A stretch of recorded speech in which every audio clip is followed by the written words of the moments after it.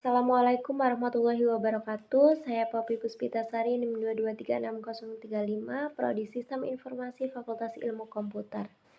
Di sini saya akan membuat video sebagai tugas UAS mata kuliah Audit Sistem Informasi dengan dosen pengampu Ibu Urfi Utami MKom. Di sini saya akan menjelaskan 5 soal beserta jawabannya. Soal yang pertama yaitu jelaskan apa itu audit sistem informasi, fungsinya beserta peran auditor di dalam pengembangan sistem informasi.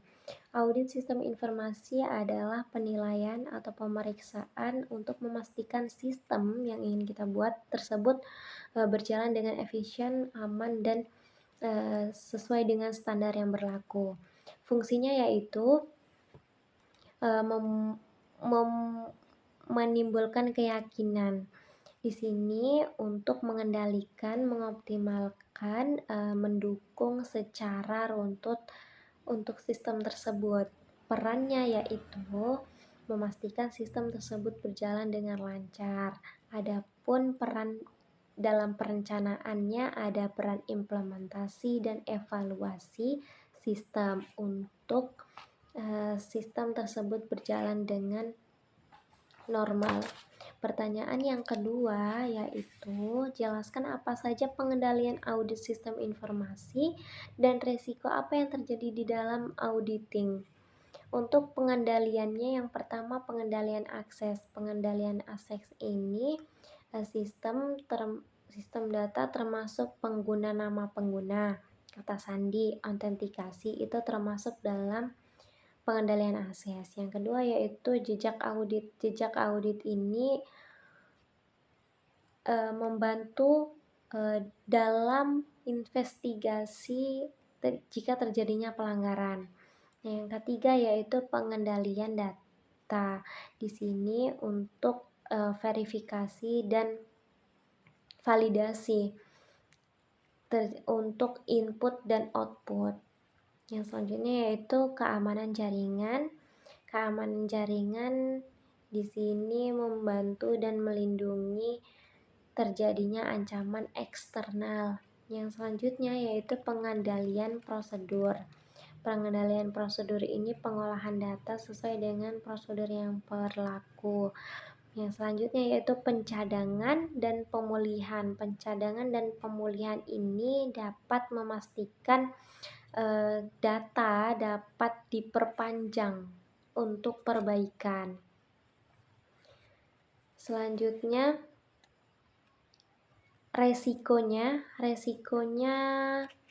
dalam hal ini yaitu yang pertama resiko kesalahan data. Resiko kesalahan data ini menyebabkan kesalahan laporan dan keputusan yang buruk karena semua berdampak pada terpengaruh dengan data tersebut. Yang kedua yaitu resiko keamanan. Resiko keamanan ini menyebabkan pencurian data, kerentangan integritas dan kerusakan pada sistem tersebut. Yang selanjutnya yaitu resiko kepatuhan. Ini dapat menyebabkan denda dan sanksi hukum yang berlaku. Yang selanjutnya yaitu resiko teknologi dapat menimbulkan kerentanan baru dalam pengendalian audit sistem informasi. Yang selanjutnya yaitu resiko manusia dapat mengurangi resiko audit, termasuk mengarahkan akses untuk memanipulasi data tersebut. Pertanyaan yang ketiga, jelaskan tahapan proses pelaporan hasil audit sistem informasi dan uraikan hubungan antara keamanan informasi dan audit sistem informasi. Yang pertama yaitu tahapannya perencanaan audit. Perencanaan audit ini data ataupun sistem dapat mengidentifikasi resiko kontrol dalam penggunaan sistem informasi. Yang kedua yaitu pelaksanaan audit. Di sini bisa kita mengumpulkan data melalui wawancara ataupun observasi. Yang ketiga yaitu pengolahan data. Pengolahan data ini kita bisa menyusun bukti-bukti untuk mendukung temuan baru. Selanjutnya yaitu penyusunan laporan audit. Penyusunan laporan audit ini temuan dan rekomendasi untuk tindak lanjut dalam sistem yang akan kita buat. Pertanyaan yang keempat yaitu dalam audit sistem informasi akademik di universitas ditemukan bahwa proses backup dan hanya dilakukan setiap 3 bulan sekali. Analisis resiko apa yang mungkin timbul dan apa rekomendasi Anda? Analisis resikonya yaitu kehilangan data, kepatuhan regulasi, waktu pemulihan yang panjang, resiko reputasi itu yang terjadi ketika analisis resiko. Untuk rekomendasinya, kita bisa frekuensi cadangan yang lebih tinggi, otomasi proses backup, uji pemulihan datanya tersebut, penggunaan penyimpanan cloud, pelatihan kesadaran dokumentasi proses backup.